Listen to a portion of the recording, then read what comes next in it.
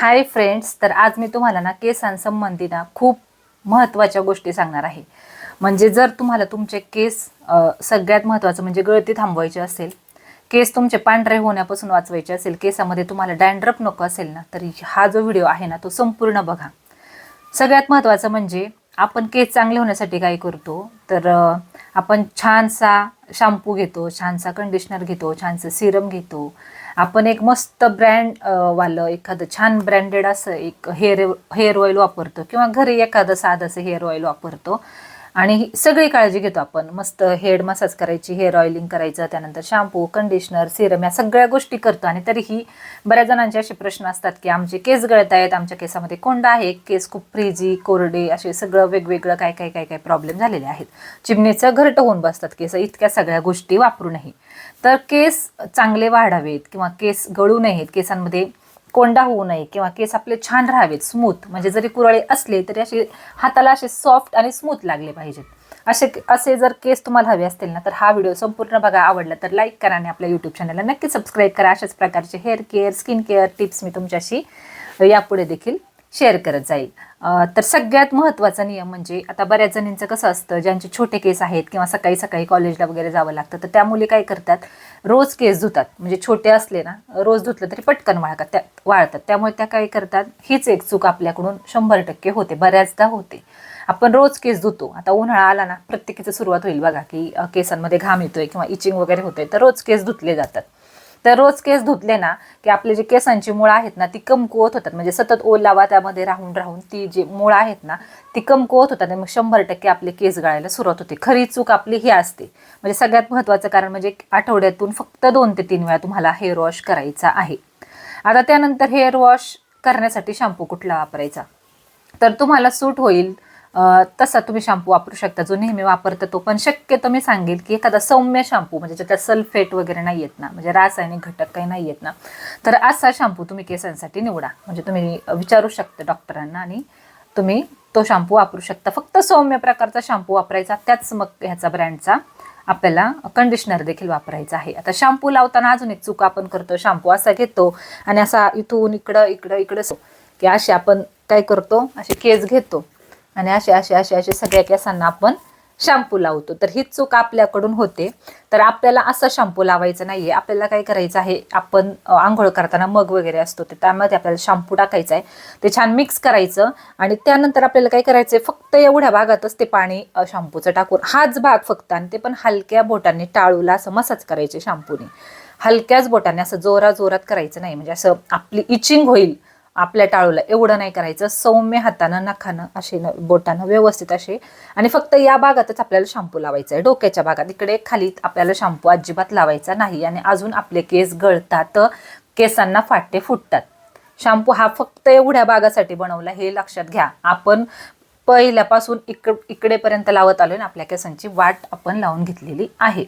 तर हा झाला एक मुद्दा. अजून आता शॅम्पू झाल्यानंतर, म्हणजे शॅम्पू लावल्यानंतर हलक्या हाताने मसाज केली की छान ब्लड सर्क्युलेशन व्यवस्थित होतं आणि त्याने पण आपले केस वाढायला मदत होते. आता शॅम्पू लावून झाल्यानंतर केस धुवून टाकायचे आणि कंडिशनर लावायचं. तर कंडिशनर हा फक्त केसांच्या हाईटला लावायचा आहे आपल्याला. इकडे कंडिशनर अजिबात लावायचं नाही. जसा शॅम्पू ह्या भागासाठी बनवलाय ना, तसा कंडिशनर इकडे टोकांसाठी बनवला आहे, म्हणजे लांबीसाठी थोडक्यात केसांच्या बनवलेला आहे. आता हे झालं कंडिशनरचं. कंडिशनर 3-4 मिनिटं ठेवायचं आणि धुवून टाकायचे आपले केस. आता केस धुवायला नेहमी कोमट किंवा थंड पाणी वापरायचं. काही काही कडक पाण्याने आंघोळ केल्यासारखी वाटत नाही बाबा, मग कडक पाणी घेतो आणि कडक पाण्यानेच आपण केस धुतो. तर कडक असे जास्त गरम पाण्याने केस धुवायचे नाहीत, कोमट किंवा थंड पाण्याने केस धुवायचे. त्यानंतर आता कंडिशनर वगैरे लावून झाला, आपण काय करतो की केस असेच तास 2-2 तास टॉवेलमध्ये किंवा एखाद्या ओढणीमध्ये किंवा गाऊन वगैरे मध्ये, सगळ्या बायका असे पूजा होईपर्यंत, स्वयंपाक होईपर्यंत धुतल्यानंतर केस गुंडाळून ठेवतो. तर हे पूर्णपणे चुकीचं आहे. याने सुद्धा केसांच्या मुळाशी जास्त ओलावा राहून केस गळायला सुरुवात होते. बघा, तुम्ही 100% या गोष्टी करत असाल, कारण मी ह्या केलेल्या आहेत अगोदर. पण जसं जसं मला हेअर केअरचं बाबतीत कळायला लागलं तेव्हापासून मी सगळ्या गोष्टी अवॉइड केलेल्या आहेत. तर काय करायचं, 5 मिनिटं तुम्ही ठेवू शकता. कसं होतं, 5 मिनिटं ठेवलं ना, तुमचा मस्त त्या वाफेने, गरम वाफेने ना, थोडंसं कोमट पाण्याने आपण केस धुतलेले असतात ना, तर गरम वाफेने छान म्हणजे केसांचा स्पा होतो, म्हणजे केस सॉफ्ट होतात खरं सांगायचं तर. एकदा करून पहा, फक्त 5 मिनिटं ठेवायचं आणि त्यानंतर काय करायचं, खसखस असे जोरजोरात केस पुसायचे नाहीत.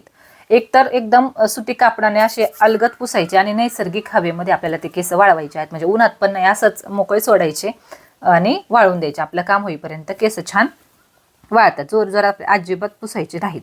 त्याचबरोबर केस ओले असताना कधीही विंचरायचे नाहीत. आपण काय करतो, केस धुतले पुसले की लगेच गुंता काढायला सुरुवात, तर याची सुद्धा आपण खूप मोठी ही चूक करतो आणि त्याने आपले केस गळायला चालू होतात. म्हणजे मूळ ओले असताना जर आपण जोरजोरात आपण गुंता काढला तर 100% आपले किती केस निघतात तुम्ही विचार करा.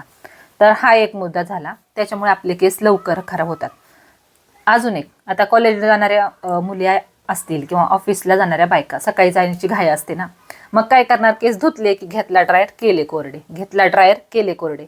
तर ड्रायरचा जास्त वापर केल्याने तुम्हाला सांगू का, मी केस गळती सुरू होते असं नाही सांगणार, 100% टक्कल पडू शकतो. तुम्ही कंटिन्यू 2 ते 3 वर्ष रोज ड्रायर वापरला ना तर 100% टक्कल पडणार. कारण मी फक्त थोडासाच वापरला होता आणि इतका हौशेने, म्हणजे इतकी हौस होती मला की माझ्याकडे ड्रायर पाहिजे, आणि वापरायला सुरुवात केली आणि माझे केस गळायला लागले. नाही तर माझे अजिबात केस गळत नव्हते. म्हणजे डिलिव्हरी नंतर सुद्धा माझे जेमतेमच केस गळत होते, एवढी मी केसांची छान काळजी घेतली. आणि ड्रायर वापरल्यानंतर ना माझ्या केसांचं काय झालं तर तुम्हाला काय सांगू मी. त्यामुळे ड्रायर अजिबात वापरायचा नाही.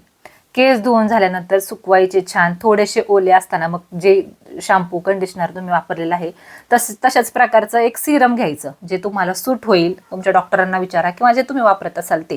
आणि सिरम सुद्धा आपल्याला फक्त केसांच्या हाईटला लावायचं आहे, इकडे लावायचं नाही. जर इकडे चुकून सुद्धा तुम्ही सिरम लावलं तर केस गळती 100% होते. तर तुम्हाला काय वाटेल की इकडं, आता माझे कसे कुरळे केस आहेत, म्हणजे मी कितीही काही केलं तरी माझे हे असे आकडे निघतात. तर एखाद्या मुलीला नसेल आवडत तर चला सिरम थोडंसं लावू म्हणजे प्लेन होतील. ही चूक आपण करायला जातो आणि मग काय होतं की केस गळायला चालू होतात. म्हणजे आपली जी टाळू आहे ना, त्या म्हणजे ती थोडक्यात सिरम ह्या भागासाठी बनलेलं नाहीये, सिरम ह्या भागासाठी बनलेलं आहे.